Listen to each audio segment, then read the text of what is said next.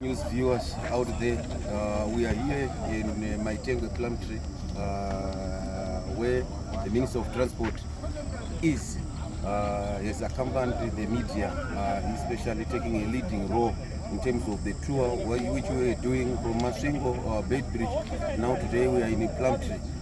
Minister, despite the economic sanctions which have been imposed against Zimbabwe, you have managed, you have defied all odds in terms of making development is realized, taking into consideration that some people believe that it will be rhetorics, but here from the media tour that we had, we have realized that it's a realization. What's your comment on that, especially in the wake of 25th of October, which will be the anti-sanctions day?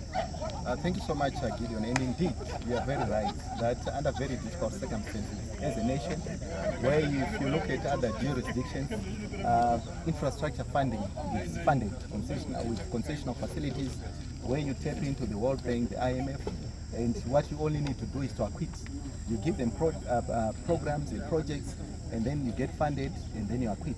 But contrary to that, in our scenario, where you also need to tap into the fiscus and rebuild our country, it's not easy. And that is why we were calling for the unconditional lifting of these sanctions.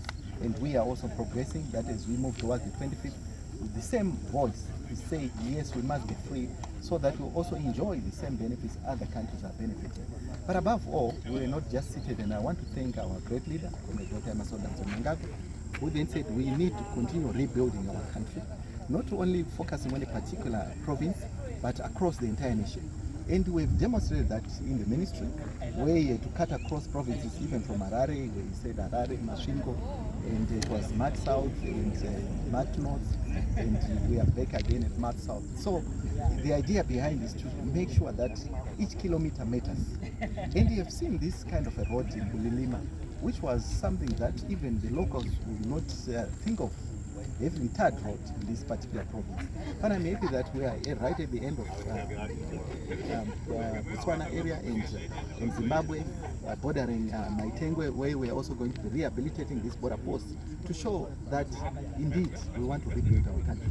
And I'm happy that even the contractor, like you've seen, that is dedicated and is going behind just doing the ordinary works, but also an extra mile of making sure that those who are partaking in the exercise are from within, which then empowers the locals, so that we move towards the Vision 2030 agenda, where everyone will be in the upper middle income. You have also invited those in the diaspora that if they have capacity to develop, especially to be contracted in terms of the road and infrastructure development, you have also extended invitation. May you clarify on that?